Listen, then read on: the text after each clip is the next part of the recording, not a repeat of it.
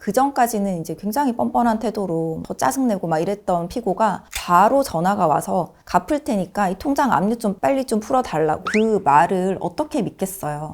이미 3년이나 돈을 갚지를 않았는데. 그래서 당연히 우리는 갚기 전까지 못 풀어준다. 그리고 그 결과 원고는 이 피고가 전화 온 당일의 절반, 그 다음의 절반을 바로 지급을 받을 수 있었습니다.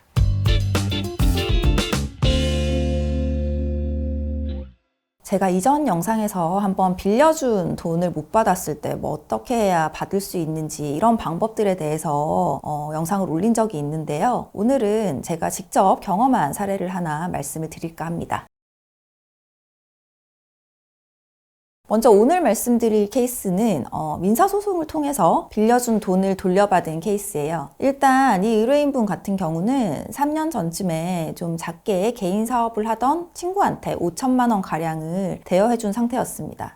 이 둘이 어릴 때부터 좀 친하게 지내던 사이이기도 했고, 또 심지어 이 돈을 빌려간 친구가 싱글맘인데다가 또 사업까지도 어려움을 겪고 있다는 사정을 다 알고 있는 상태여서 우리 의뢰인분이 이자 약정도 따로 하지 않고 또 차용증도 따로 쓰지 않고 돈을 그냥 빌려주신 거예요. 그런데 이 사람 마음이라는 게 참 믿기가 어렵죠. 처음에는 너무 고맙다고 이제 눈물까지 흘리면서 은혜 꼭 갚겠다 이랬던 친구가 시간이 지날수록 이제 돈을 돌려달라는 말에 오히려 자기가 더 짜증을 내고 뭐 연락도 피하고, 사실 늘 있는 케이스예요. 차용금 상담을 오시는 분들이 늘 하시는 얘기가 오히려 시간 지나니까 더 뻔뻔하게 더 짜증을 내고 이런다, 너무 화가 난다, 이런 얘기를 진짜 많이 하시는데, 설상가상으로 이제 이 돈을 빌려준 우리 의뢰인분은 그동안 사정이 안 좋아져서 오히려 더 막 그런 태도를 보이는데 화도 못 내고 애걸복걸해야 되는 그런 상황이 돼버린 거죠. 결국 더는 이제 기다릴 수가 없게 되니까 저를 찾아오셨고, 저는 일단은 민사소송 준비를 바로 했습니다. 그런데 상대방이 재산이 없던지 혹은 있어도 다른 사람 명의로 뭐 재산을 다 숨겨버리면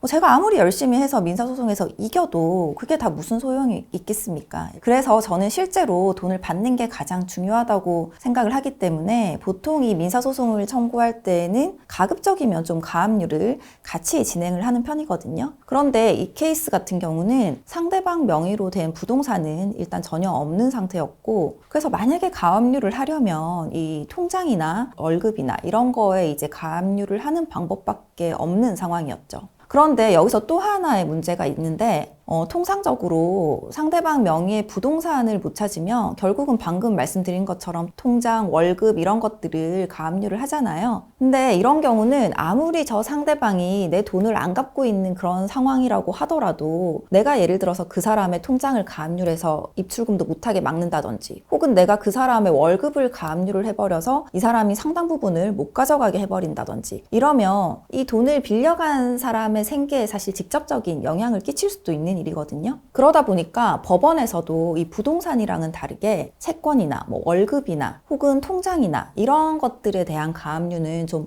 엄격한 조건 하에 받아줄 수밖에 없는 거죠. 그러다 보니 대부분 내가 청구하는 금액의 어떤 절반 이상을 일단 법원에 현금으로 공탁해 놓으라는 결정이 많이 나오거든요. 그만큼 이 피고의 통장이나 월급 이런 것들을 가압류를 할 때는 원고도 좀 신중하게 결정을 하라는 거죠. 그런데 우리 의뢰인분 역시도 저한테 상담을 오셨을 때는 사정이 굉장히 좋지 않은 상태였기 때문에 그 정도의 현금을 마련할 여력이 전혀 없는 상황이었어요. 그러니까 5천만 원을 청구하면 2,500만 원 정도를 현금 공탁을 해야 될 수도 있는데 그걸 마련할 수 있는 상황이 아니었던 거죠. 그래서 이 케이스에서는 일단 별도의 가압류 없이 민사소송부터 먼저 진행을 하기로 했고요. 물론 아까 차용증은 쓰지 않았다고 말씀을 드렸지만 다행히 꾸준하게 뭐 변제를 요청했던 문자 메시지도 있었고, 그리고 또 통화 녹음 이런 것들도 좀 잘 확보가 되어 있는 상황이었기 때문에 저는 이제 이러한 증거들을 좀 잘 정리를 해서 일단 승소를 이끌어냈습니다. 그럼 이제 이 승소한 우리 확정 판결문 그리고 이제 집행문을 발급받을 수 있거든요. 이런 것들을 가지고 우리 의뢰인, 즉 이제 원고는 가압류나 어떤 가압류에 필요한 현금 공탁 이런 거 없이 피고의 통장에 그냥 바로 압류를 할 수 있게 된 거예요. 이 가압류나 뭐 압류 그리고 현금 공탁 뭐 이런 부분들이 좀 생소하실 수도 있는데 자세한 건 추후에 다시 한번 또 설명을 드리도록 할게요.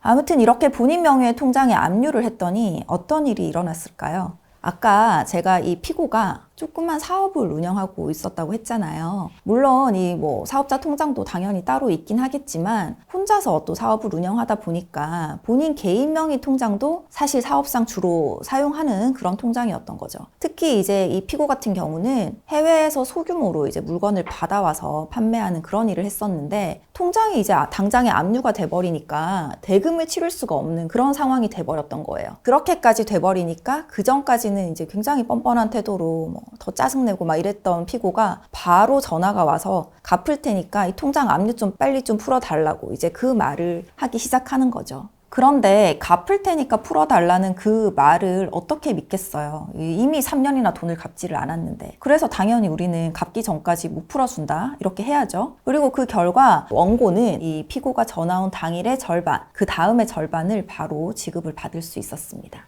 물론 이 의뢰인분은 다행히 돈은 돌려받았지만 너무 긴 시간 동안 스트레스에 시달려야 했었고 또 오랜 친구까지 잃어야 했기 때문에 사실 씁쓸할 수밖에 없죠. 그러나 이제 모든 사람이 다 내 마음 같지는 않고 또 마냥 기다리고 있는다고만 해서 모든 일이 다 해결되는 건 아니기 때문에 좀 필요할 때는 단호한 선택을 하는 것도 중요하다고 생각됩니다. 혹시 비슷한 어려움을 겪고 계신 분들이 계시면 상담 요청을 해주시기 바랍니다.